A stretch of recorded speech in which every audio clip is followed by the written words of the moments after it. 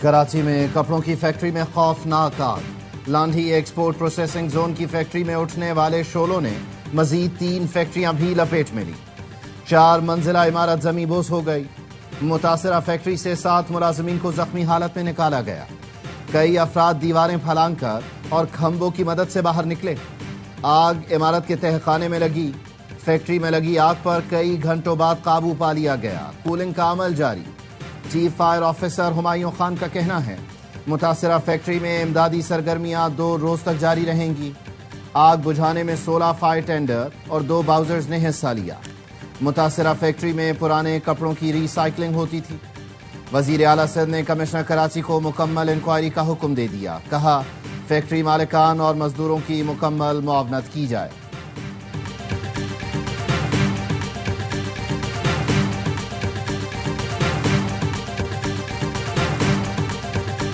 ایک ماہ میں برآمدات میں 9% اضافہ انتہائی تسلی بخش ہے۔ وزیر اعظم کا نئے مالی سال کے پہلے ماہ میں برآمدات 2.7 ارب ڈالر تک پہنچنے پر اظہار اطمینان۔ کہا برآمدات پر مبنی ترقی حکومت کی اولین ترجیح ہے۔ بہترین معاشی پالیسیوں اور ترجیحات کی بدولت معاشی اشاریے درست سمت میں گامزن ہیں۔ فیس لیس کسٹم اسسمنٹ سسٹم کے نفاذ سے پورٹ آپریشنز میں مزید بہتری لا رہے ہیں۔ وزیر اعظم کا پاکستان سٹاک مارکیٹ میں زبردست تیزی پر بھی اظہار مسرت۔ کہا 100 انڈیکس کا 1,45,000 کی حد عبور کرنا تاریخی کارکردگی ہے۔ حکومت کی معاشی ٹیم کی کاوشیں لائق تحسین ہیں۔ کاروبار دوست ماحول کی فراہمی کے لیے کوشاں ہیں۔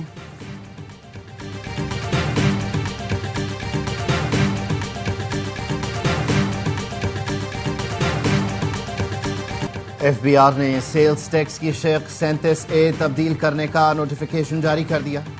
کمشنر کی منظوری کے بغیر کسی کاروباری شخص کے خلاف کارروائی نہیں کی جائے گی۔ سابق نگراں وفاقی وزیر گوہر اعجاز کہتے ہیں فیلڈ مارشل سید عاصم منیر نے کاروباری شخصیات کو ایف بی آر کے کالے قوانین سے بچا لیا۔ ٹیکس گزاروں کو آج بڑی کامیابی ملی۔ کاروباری برادری کی مشاورت کے بغیر اب کسی تاجر کو گرفتار نہیں کیا جا سکے گا۔ 18 چیمبرز آف کامرس نے تاجروں کی گرفتاری کا معاملہ اٹھایا تھا۔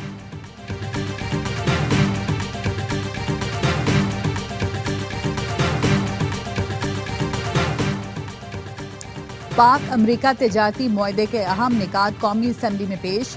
امریکہ کا پاکستان میں معدنیات کے شعبے میں سرمایہ کاری میں دلچسپی کا اظہار۔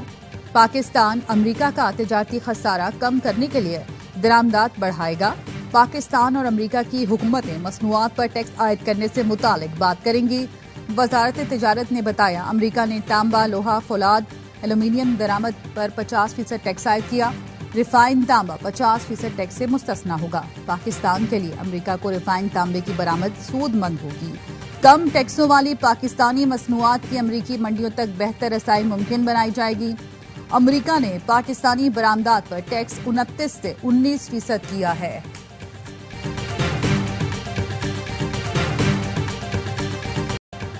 امریکی صدر ڈونلڈ ٹرمپ کی بھارت پر 50% ٹیرف کے بعد پابندیاں لگانے کی بھی دھمکی۔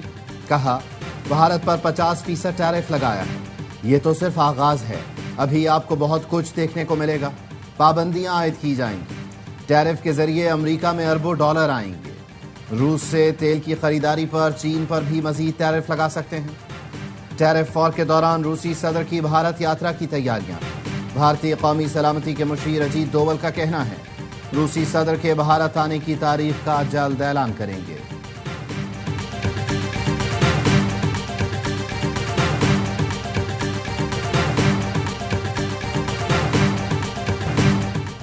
بھارت میں امریکی مصنوعات کے بائیکاٹ کا اعلان۔ کانپور میں تاجر برادری کا امریکی صدر کے خلاف احتجاج۔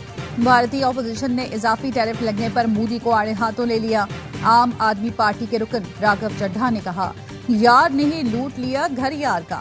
بھارتی وزیر اعظم نے امریکہ کو خوش کرنے کے لیے کیا کچھ نہیں کیا لیکن کوئی فائدہ نہ ہوا۔ راہل گاندھی نے کہا مودی اپنی کمزوری کو بھارتی عوام کے مفادات پر غالب نہ آنے دیں۔ امریکی اقدام غیر منصفانہ تجارتی معاہدے کے لیے بھارت کو دباؤ میں لانے کی کوشش ہے۔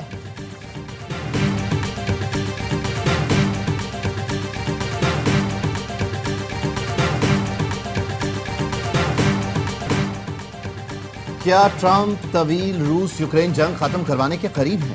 امریکی صدر اور روسی ہم منصب کی ملاقات آئندہ ہفتے شیڈیول۔ وائٹ ہاؤس کے بعد صدر پیوٹن نے بھی ملاقات کی تصدیق کر دی۔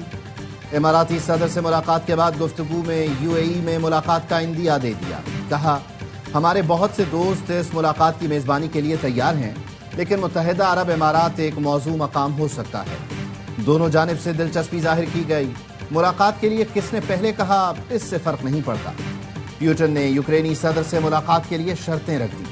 اس سے پہلے یوکرینی صدر نے روسی ہم منصب سے ملاقات پر آمادگی ظاہر کی تھی۔ زیلنسکی نے کہا تھا جمعرات کو پیوٹن سے ملاقات کرنا چاہتا ہوں۔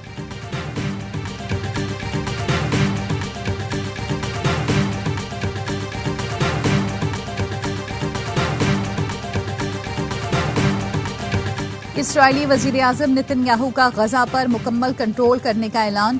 کہا غزہ کا مکمل کنٹرول اور حماس کا خاتمہ چاہتے ہیں، غزہ پر حکومت نہیں صرف سیکیورٹی زون چاہتے ہیں۔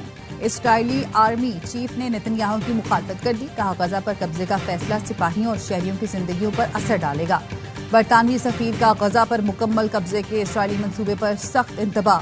کہا غزہ پر مکمل قبضہ بڑی غلطی ہوگی، جنگ کا تسلسل نقصان دہ، سیاسی حل ہی پائیدار راستہ ہے۔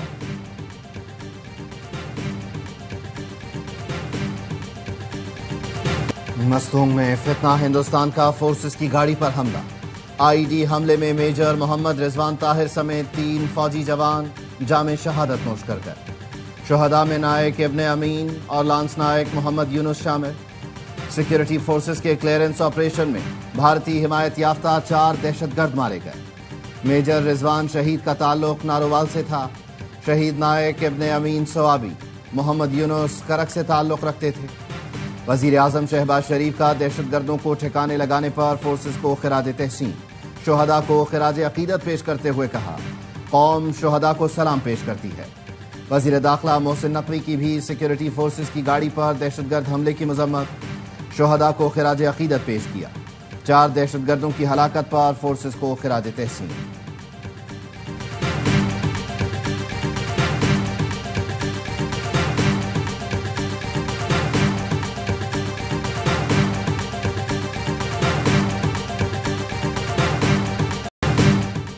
دہشت گرد یا ریاست کے پی حکومت واضح کرے کس کے ساتھ ہے۔ وزیر مملکت داخلہ طلال چودھری کہتے ہیں کوئی نیا آپریشن نہیں ہو رہا، نیشنل ایکشن پلان کے تحت کارروائیاں جاری رہیں گی۔ 9 مئی کو شہداء کے مجسموں کی توہین کی گئی۔ احتجاج سب کا حق ہے، لیکن آئین کے دائرے کے اندر مقبول ہونے کی بات کی جاتی ہے۔ اس کا مطلب بے گناہی نہیں۔ مقبول تو شیطان بھی بہت ہے، لیکن وہ فرشتہ نہیں بن سکا۔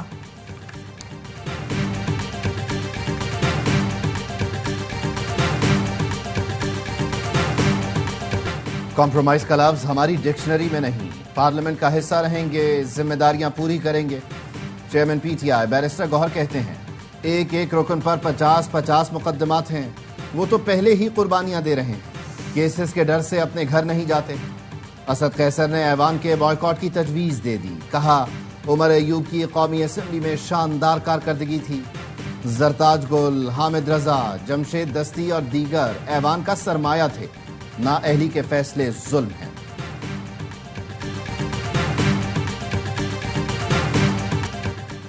چودہ اگست احتجاج کا انجام 5 اگست سے بھی برا ہوگا۔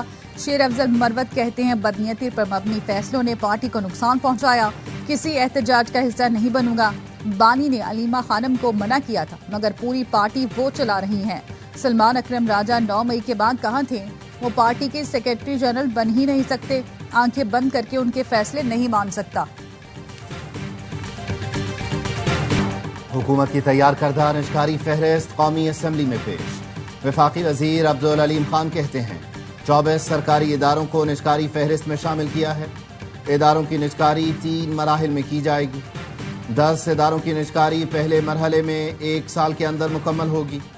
PIA، Roosevelt hotel, first women bank اور دیگر شامل ہیں۔ 13 اداروں کی نجکاری 3 سال اور تیسرے مرحلے میں پوسٹل لائف انشورنس کمپنی کی نجکاری 5 سال میں ہوگی۔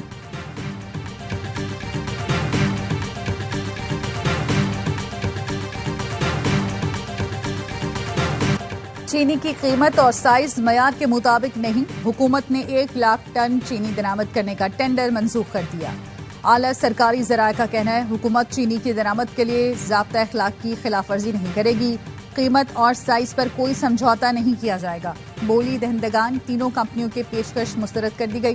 باریک اور چھوٹی سائز کی چینی کے لیے $539 اور $567 فی ٹن کی پیشکش موصول ہوئی، جو قابل قبول نہیں۔ درمیانی سائز کی چینی کے لیے $599 فی ٹن کی پیشکش بھی قابل قبول نہیں۔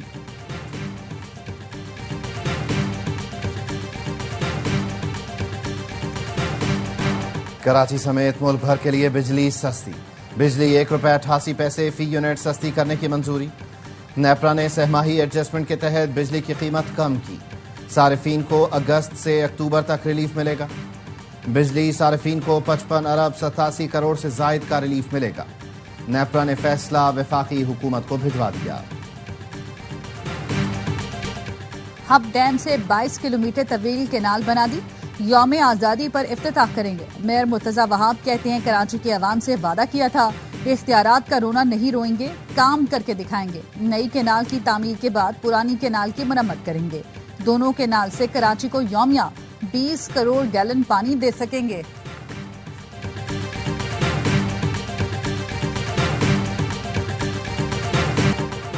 سندھ میں 92 لاکھ گاڑیاں رجسٹرڈ ہیں۔ معیاری فٹنس سسٹم کی عدم موجودگی کے باعث انسپیکشن مؤثر طریقے سے ممکن نہیں۔ سینئر وزیر شرجیل انعام میمن کی کابینہ کو بریفنگ، بتایا کراچی میں 5 مقامات پر فٹنس سینٹر قائم کیے جا رہے ہیں۔ رجسٹریشن اور چالان کی آن لائن ادائیگی کا نظام بھی قائم کر دیا گیا ہے۔ سندھ کابینہ نے واہ انڈسٹریز کے ساتھ وہیکل فٹنس سرٹیفکیشن کرنے کی منظوری دے دی۔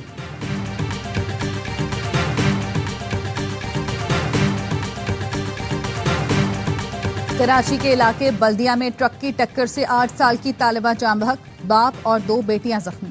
والد بچیوں کو اسکول سے گھر لے کر آ رہا تھا۔ سائٹ ایریا پراچا چوک کے قریب ٹرک کی ٹکر سے موٹر سائیکل سوار جاں بحق۔ راولپنڈی میں جرگے کے حکم پر خاتون کے قتل کا کیس، جرگے کے سربراہ عصمت اللہ خان کے خلاف نیا مقدمہ درج۔ FIR کے مطابق ملزم نے سدرا عرب کے قتل کا اعتراف کیا، بتایا وہ مظفر آباد میں ساتھیوں کے ہمراہ مقتولہ کے دوسرے شوہر عثمان کے گھر اسلحہ لے کر داخل ہوا۔ سدرا عرب کو مظفر آباد سے راولپنڈی لایا۔ ملزم کلاشنکوف کا کوئی لائسنس پیش نہ کر سکا۔ کراچی میں محمودیہ کالونی سے لاپتہ ایاز 1 ماہ بعد بھی نہیں مل سکا۔ پولیس کا اہل خانہ پر ذہنی ٹارچر، گھر والے مدد کے لیے ARY نیوز کے دفتر پہنچ گئے۔ اہلیہ نے بتایا ایاز گھر کے قریب بریانی فروخت کرتا ہے۔ لاپتہ ہونے سے 1 دن پہلے بجلی بل زیادہ آنے پر مکان مالک سے جھگڑا ہوا۔ لاپتہ ہونے کی رپورٹ درج کرانے تھانے گئی۔ پولیس نے بھائی اور مجھے مارا، تھانے میں زبردستی دستخط کرائے گئے کہ جھگڑے میں تمہارا شوہر گھر چھوڑ کر گیا۔ خاتون اہلکار نے کتے والے کمرے میں بند کرنے کی دھمکی دی۔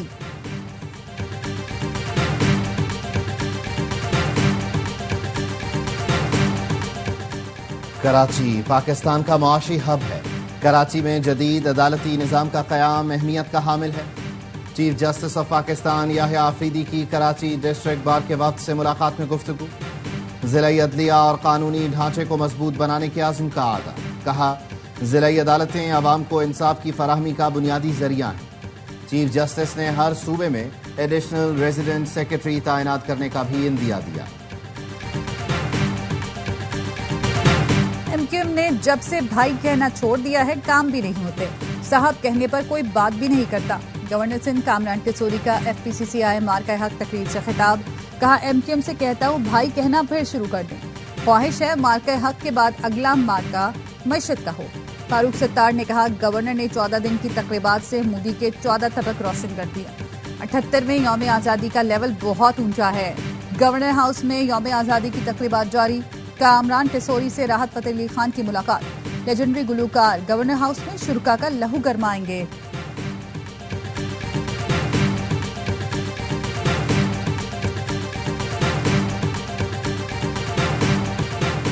ملک بھر میں جشن آزادی کی تیاریاں عروج پر، بازاروں میں سبز ہلالی پرچموں کی بہار۔ شہری یوم آزادی کی مناسبت سے مختلف اشیاء کی خریداری میں مصروف۔ سندھ حکومت کا مارکہ حق جشن آزادی پر خصوصی ٹرین چلانے کا فیصلہ۔ آزادی ٹرین کراچی سے 0 پوائنٹ تھر پارکر تک چلائی جائے گی۔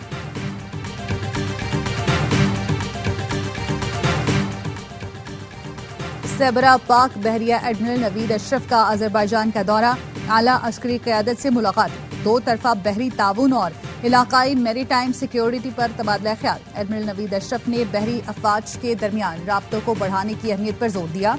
अजरबैजान बहरिया की स्पेशल फोर्सेस का ऑपरेशनल मुजाहरा भी देखा।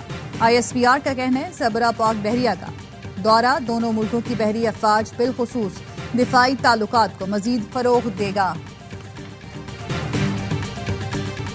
फलस्तीनी पहले फुटबॉलर सुलेमान अल उबैद इसराइली हमले में शहीद।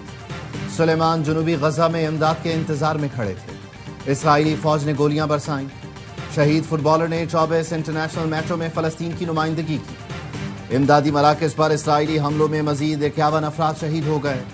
4 अफराद भूख से दम तोड़ गए।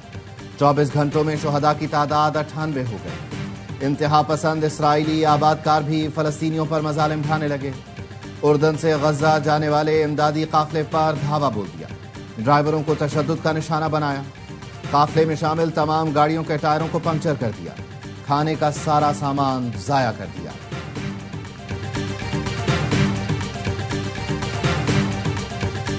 इटली की पार्लियामेंट में फलस्तीनी अवाम से इजहार एकजहती का मुनफरिद मंजर। 5 स्टार पार्टी के अरकान फलस्तीनी परचम के रंगों वाले लिबास पहनकर ऐवान पहुंचे। पार्टी रहनुमाओं का आलमी बरादरी से फलस्तीनियों के तहफ़्फ़ुज़ के लिए फैसला कुन इक़दाम उठाने का मुतालबा। इसराइली जहारियत फौरी रुकवाने और इमदाद की फराहमी यकीनी बनाने पर जोर।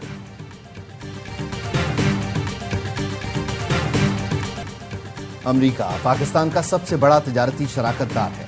पाकिस्तानी निजात अमरीकी बिरादरी दोनों मुल्कों में अवामी रवाबित की मजबूत कड़ी है। वज़ीर आला पंजाब मरियम नवाज की अमरीका के नए कौंसल जनरल से मुलाकात में गुफ्तगू। मरियम नवाज ने अमरीकी सदर की पाकिस्तान और भारत में सालिसी की कोशिशों को सराहा। कहा, पंजाब पाकिस्तान की ज़रई रीढ़ की हड्डी है। अमरीकी कंपनियां पंजाब में सरमायाकारी के बेशुमार मौक़े से फ़ायदा उठा सकती हैं।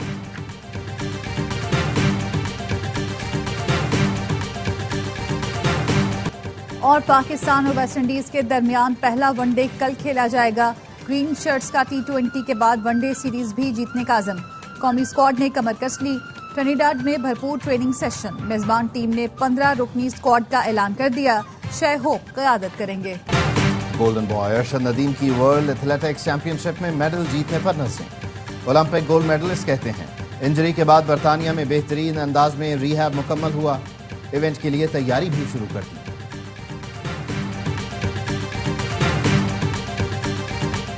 और नॉर्वे कप के फातेह कप्तान और कोच बने ARY न्यूज के मेहमान। कप्तान समीर अब्बास ने कहा, बारिश थी, सर्दी थी, बहुत मेहनत थी, तब जाकर ये ट्रॉफी नसीब हुई।